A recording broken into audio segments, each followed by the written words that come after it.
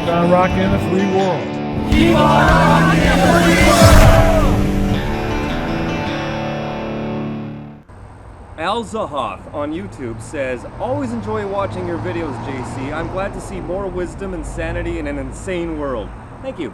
I notice you have great video and sound quality. Is that a GoPro you're using? Keep up the great work. Actually, it is. It's my old GoPro, which sometimes I pull out. My other camera takes amazing photos and really good video. I much prefer it over a GoPro, my regular point and shoot. But the microphone on it is kind of busted. It still works, but everything is, the sound is terrible. And it was after one night at the shooting range with my girlfriend, and I think the 12 gauge or maybe the 50 cal that we were using there, it was just too much for the microphone to handle, because after we took that footage, everything just sounded like shit. So I don't use that camera for videos anymore, unfortunately. So yes, using the GoPro right now.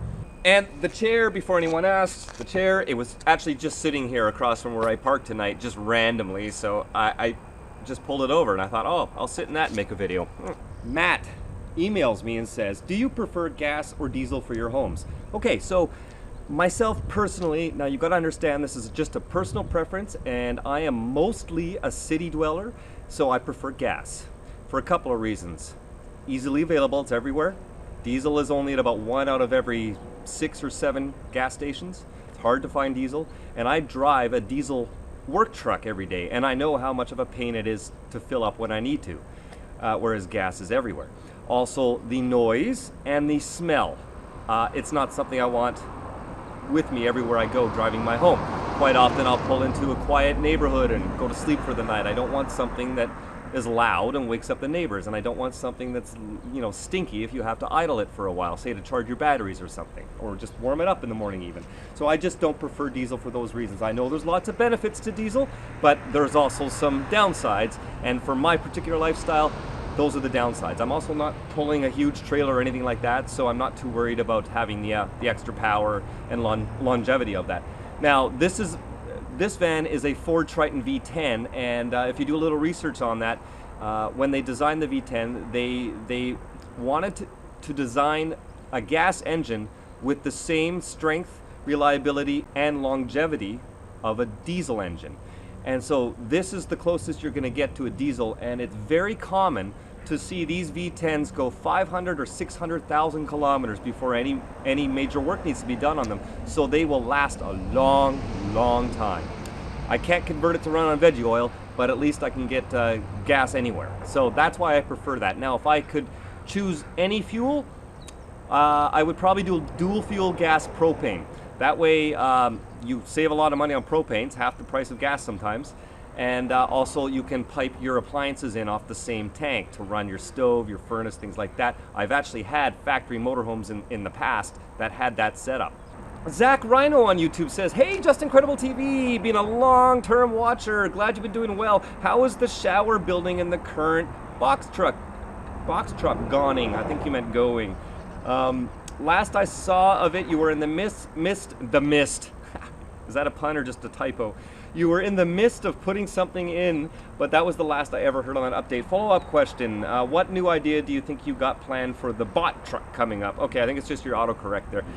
First of all, we don't call these box trucks, it's a step van. From what I can tell, the term box truck is a US description for a cube van. That would be a cube, a cube with a van cab on the front, whereas a step van, the whole thing is a custom van body. It doesn't have a manufacturer's front end on it. So that's just me nitpicking, but yeah, no, nobody calls this a box truck here, that's for sure. This is called a step van because it's got the big step to get in. The shower, it's still like it's been since I bought it. I have all sorts of things I want to do, but I do work a full-time job. I do have a girlfriend. I only get sometimes 1 day a week, and it's usually just partial of a day, and it's usually just I only get about 1 day a week to do things for me, like errands, laundry, shopping, and maybe something on my van if the weather's nice, or I have the supplies, or I even have the energy after working all week. So I haven't really done anything to the van for months. And that's one thing, if you're gonna buy something like this and you're gonna build it from scratch, and unless you've got unlimited funds and you don't have to work, it's gonna take a long time. But Yes, it is coming soon. I was actually just talking to a friend of mine who's going to help me with my bathroom design. I'm going to enclose my shower. I'm basically making my shower bigger so it becomes a shower and toilet in one room. So yeah, it's coming soon. It's still on my bucket list, but I mean, it's functional the way it is. It's just not the way I want it. I want the shower, and I want the whole washroom to be separated so it's not just a shower in the middle of my space with a curtain like it is now. So coming soon. And then you asked, what new idea do I have coming up? Well, a little while ago I did a video about the idea of putting some graphics on here, not some ugly swirly swirls like RVs all have. I wanted something cool, so I asked my viewers to send me some suggestions. I posted them on my Twitter and my Instagram and my Facebook page, and I posted a few of them, the top 3, and overwhelmingly people chose one of those designs. If you're following me on any of those social medias, you'll know what I'm talking about, but it's going to become reality as soon as this whole mass social experiment is over, because our border is shut with the US right now. But a couple of very gracious viewers from the US, from Northern California, happen to own a vinyl shop, and they have offered to not only provide the vinyl to do the design for my van, they're going to drive here to Vancouver and install for me as well. Max Thereof on YouTube says, what things do you miss about your Ram compared to your current van, if any? I ask because I have an 89 E250 Falcon 190. Well, this is a very different beast. Like I said, whenever I buy a new van, I try not to repeat the same and do the same. I've already done something, I don't want to do the same thing again. And I like a new project, a new challenge, and I'd never done something like this before. And for many years, my viewers and my friends in real life had been telling me, hey man, you should get a cube van one day.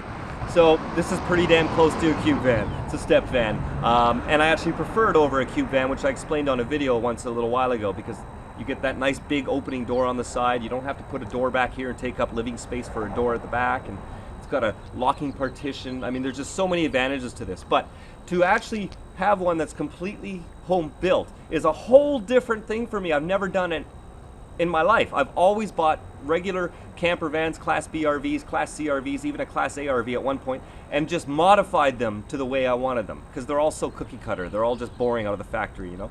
They try to make them they try to make them appeal to all audiences and all demographics, and of course that's not going to work for somebody that lives in it full time. You got to have some personality. You got to change things around. You got to take out a cabinet here and add a couch there or whatever. So I've always changed things around, but this one is different because yes, it's all home built, and I'm loving it so far. What do I miss about my old van though?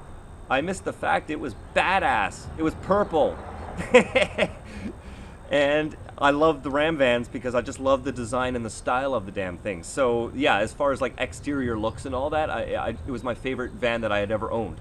But I'm digging this because I'm going for the Mad Max style. As you can tell, I got the security grates over my windows, and I got security system coming up with outdoor cameras, so you'll see that soon too.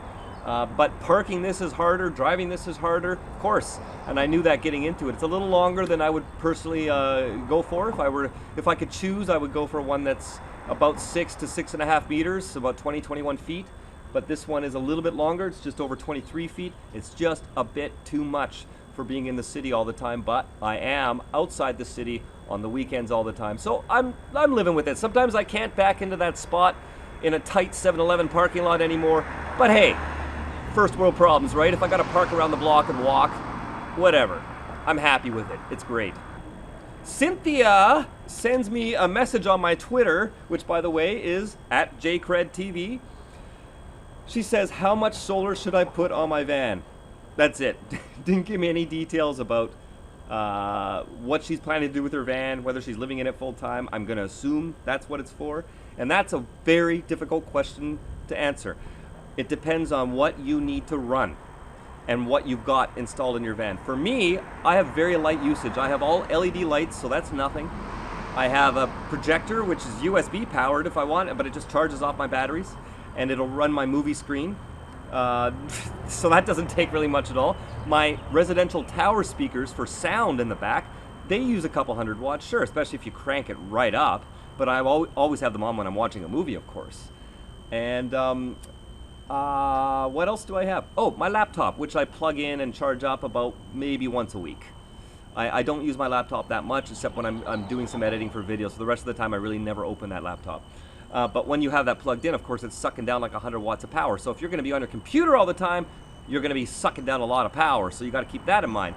But if you're a guy like me, barely ever, basically, I don't buy anything that has to plug into a house outlet. Yes, I have an inverter for plugging things in, but I rarely use it.